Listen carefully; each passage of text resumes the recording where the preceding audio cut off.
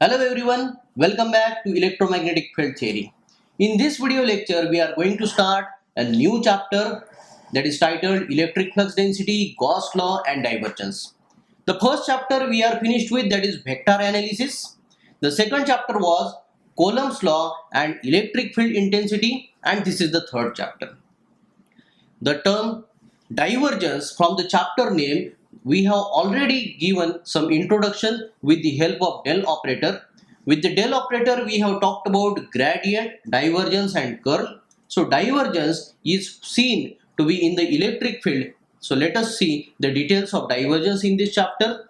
Now the first term is electric flux density. Density we always consider with respect to certain length, surface area or certain volume. So what is applicable to electric flux, that also we are going to see. Then Gauss law. The Coulomb's law has given us the force of interaction between the charges into the space. Likewise, Gauss also has given something new, that is the behavior of electric field. So in this chapter we will get all the details of electric field behavior.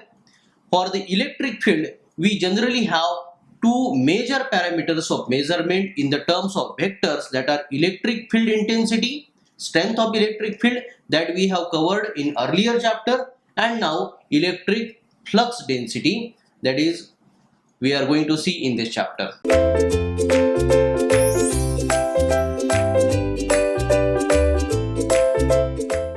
To understand what is exactly electric flux density, moreover electric flux, let us talk about one experiment done by the scientist Faraday as a contribution to have electric flux density and the further analysis in this subject. According to the experiment done by Faraday, Faraday managed to have a metallic sphere like this with certain radius value. On this metallic surface, the Faraday was supposed to have induction of certain charge over it. As like a sphere here, he has considered this sphere to be having smaller radius. He has managed to get again one more sphere having certain more radius. Now the system, the Faraday had mounted that a sphere inside sphere, where the situation will look like this. This is a sphere with smaller radius, let us say R1. This is a bigger sphere with, let us say, larger radius R2, both centered at the same point.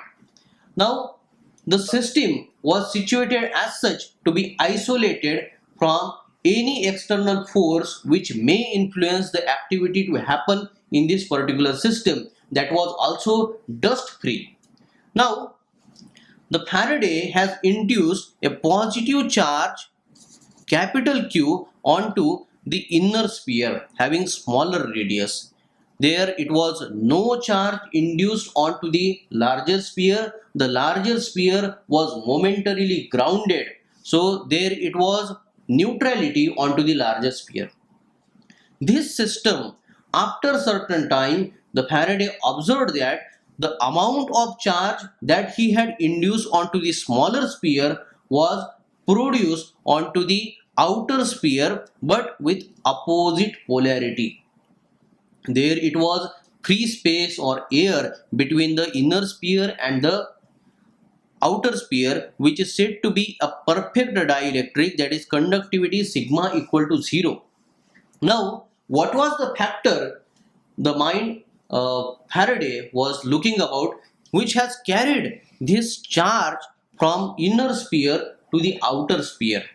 So further, after so many experiments onto this particular system, changing the radius of the spheres of inner and larger dimension, along with changing the magnitude of charge induced onto the inner sphere, Faraday has concluded that the charge induced onto the inner sphere gets produced onto the outer sphere with equal magnitude and opposite sign. So this was the concept where electric flux possibility was mentioned. So there was something imaginary to carry the energy, that means the charge positive here, to outer sphere. So these lines show something imaginary which carried this charge to get produced onto the outer surface. That was further denoted by psi, called as electric flux. So electric flux, many of the times we say, are the imaginary lines which are generated on the positive charge and they end upon the negative charge. Okay, they carry the electric field energy, okay, in the three-dimensional space. Though this medium was a perfect dielectric medium, that means conductivity equal to 0, but still this charge has managed to go from inner sphere to outer sphere. So now the relation between the charge and the electric flux was there into consideration, and came to know that the electric flux psi has some proportionality with capital Q charge onto the inner sphere, and the proportionality sign after putting the constant K was equal to get magnitude unity, and it was unitless. That is why psi was found equal to Q. So the amount of charge induced onto the inner sphere was equal to the amount of electric flux lines produced in this particular system. Hence, the unit of charge we say coulomb. That is why the unit of electric flux is also used to be the coulomb. So electric flux represented psi, more specifically psi suffix e, and the charge induced, that is Q, both have the unit capital C as coulombs. Now, if the Faraday's experiment system, okay, the inner sphere tends to get 0, okay, and the outer sphere tends to get equal to infinity, that time it will be a simple point charge in the three-dimensional space. So this point charge, suppose it is having positive charge, so it is supposed to create electric flux lines that are going outward to end on to the negative charge. Whereas if this point charge is a negative magnitude charge, so that time it is to produce certain electric flux lines that are coming towards it to end on, that may have generated from some another charge. So these are the electric flux lines. Now coming to the term electric flux density. So density is with respect to certain length, area or volume. Now in the Faraday's experiment, the density can be treated for the surface area of the sphere. So now we know that surface area of the sphere is given by 4 pi r square, provided r to be the radius of that sphere. So this is surface area. Now whatever the amount of Q charge was induced onto the smaller sphere, inner sphere, the same amount of flux was generated there. Hence we define the density, electric flux density,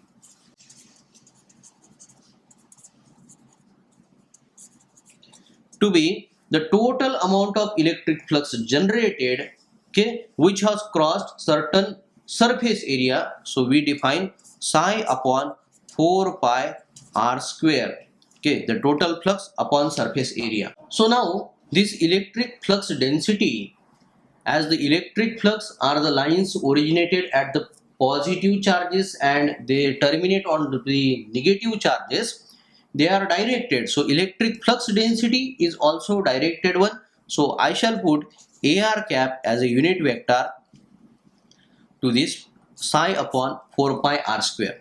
Now psi is equal to Q we know, that is why electric flux density we can also state to be Q upon 4 pi r square AR cap.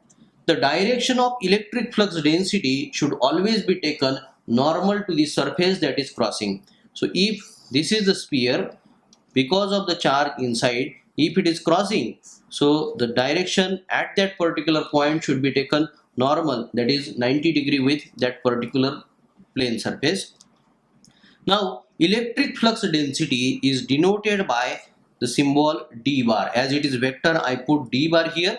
So for a point charge, we have d bar as electric flux density given by q upon 4 pi r square ar cap. Now electric flux is nothing but the charge induced. That is why the electric flux density with respect to the surface area, we give the unit coulomb per meter square. Now we have electric field intensity, one more parameter, that is gives the strength of electric field. So the form for point form, we have q upon 4 pi epsilon 0 r square ar cap. Unit of measurement is volts per meter. Now if we compare the formula for d bar and the formula for e bar, we come to know that the difference of only epsilon 0 is there. Hence we find the relationship d bar is equal to epsilon 0 e bar.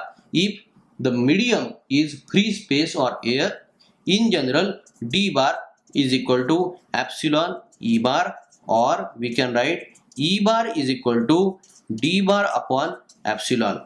So this is the relation, from where if we have the value of electric field intensity, then just by multiplying by the permittivity of the medium, that is constant, we can get electric flux density. Both the direction, that of the electric field intensity and electric flux density, are same. So based on to the relationship of electric flux density with that of the electric field intensity, we solve certain problems in subsequent videos. Thank you.